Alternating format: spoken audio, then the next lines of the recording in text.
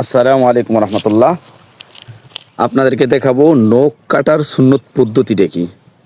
আমরা প্রথমে ডান হাতের এই শাহাদাত আঙ্গুল থেকে নখ কাটা আরম্ভ করব।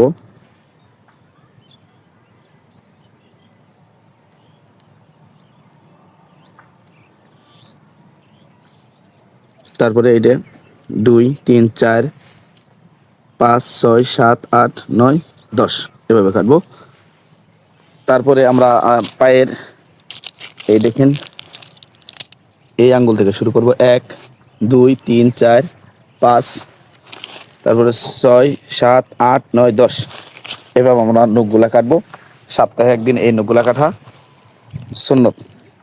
অনেক ভাই আছে হাতের নখগুলা বড় বড় রেখে দেন, এটা মোটেই উচিত না, এটা কাম্য না। আল্লাহ তাআলা আমাদেরকে উত্তম পদ্ধতিতে সুন্নত পদ্ধতিতে নখ কাটা তৌফিক দান করুন।